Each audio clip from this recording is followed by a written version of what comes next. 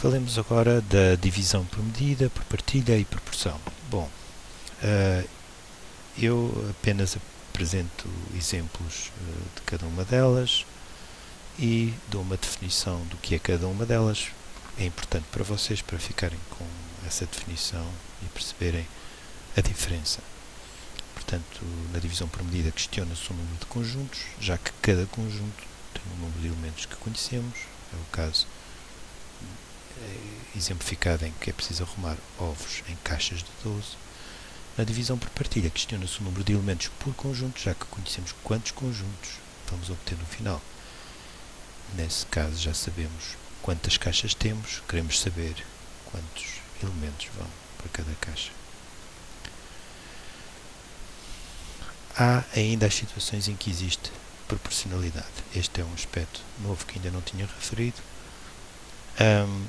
Podemos representar em tabela ou em linha numérica dupla. Há slides sobre a linha numérica dupla, pelo menos um slide anterior que já disponibilizei. E reparem que aqui o aspecto da construção da tabela, que está neste slide, é interessante. A Joana, arrumou 2 caixas e 24 ovos. Eu posso obter quantos ovos ela arrumou em 10 caixas, fazendo desta maneira. Preencho a segunda coluna da tabela, multiplicando o 2 por 4 por 2 e o 24 por 2. Portanto, estabeleço uma relação de proporção, dizendo se em 2 ovos arrumo 24, em 2 caixas arrumo 24 ovos, então em 4 caixas arrumo 48 ovos. Estabeleço novamente uma relação de proporcionalidade entre a segunda coluna e a terceira coluna. Ora, entre a primeira e a terceira coluna. Ora, se eu em 2 caixas arrumo 24 ovos, em 6 caixas vou arrumar 72 ovos. Portanto, multiplico 2 por 3, dá 6, e multiplico em baixo 24 por 3, dá 72. E depois utilizo uma outra propriedade. Até aqui tenho utilizado a propriedade associativa, digamos, da multiplicação, de certa maneira. Aqui eu utilizo outra propriedade, que é a distributiva. Ora, se eu tenho em 4 caixas arrumados 48 ovos e tenho em 6 caixas arrumados 72 ovos, é óbvio que em 10 caixas eu vou arrumar o número de ovos que arrumo em 48 mais o número de ovos que arrumo, o número de ovos que arrumo em 4 mais o número de ovos que arrumo em 6. Ou seja, o número de ovos que arrumo em 4 é 48, o número de ovos que arrumo em 6 é 72, 48 mais 72, obtenho 120 ovos.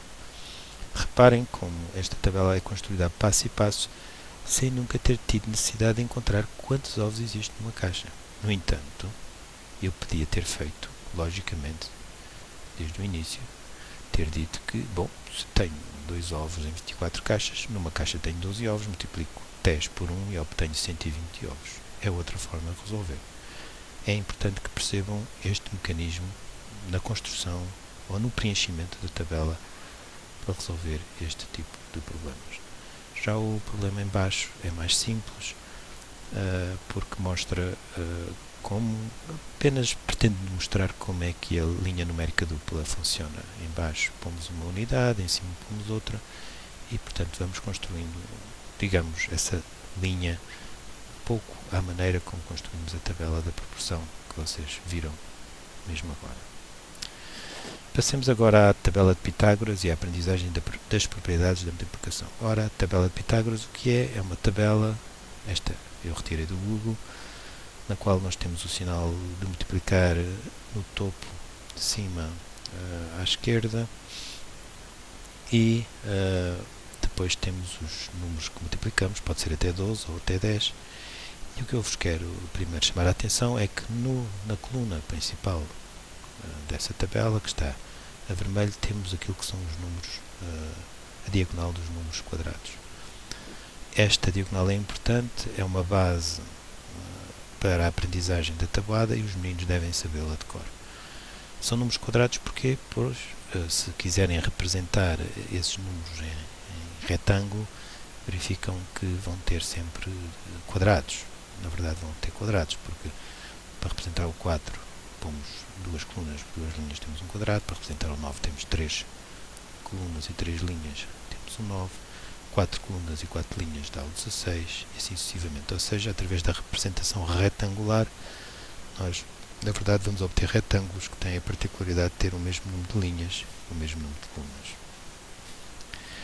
Há outro aspecto importante na tabela de Pitágoras, é que ela é simétrica em relação a essa diagonal. E essa simetria é dada pelas linhas azuis que vocês veem no slide e que mostra, naqueles números que estão marcados com círculos, como eles são iguais. O 30 é igual ao 30, está distanciado da diagonal a mesma distância, portanto tem a mesma distância entre esses dois números. Depois vemos o 28 com o 28, o 24 com o 24, o 18 e o 18. Ou seja, se nós fizéssemos assim, pegássemos nesta tabela e a dobrássemos sobre a diagonal dos números quadrados, o que nós verificaríamos é que os números estampados em baixo ficariam sobrepostos aos mesmos números estampados em cima, e mostramos dessa forma que existe esta propriedade, esta simetria. Ora, esta simetria é nem mais nem menos que a propriedade comutativa. Este é um aspecto que os alunos devem descobrir à medida que vão construindo a tabela, porque é importante ter uma tabela de Pitágoras na sala de aula e, eventualmente, uma tabela de Pitágoras construída pelos alunos à medida que vão vão aprendendo as diferentes tabuadas em contexto de sala de aula. Já olhando para a tabela agora numa outra perspectiva, verificamos aqui 3 números marcados que no fundo nos vêm a chamar a atenção da propriedade distributiva. Eu posso dizer que 8 mais 16 é 24, mas 8 mais 16 é 4 vezes 2 mais 4 vezes 4.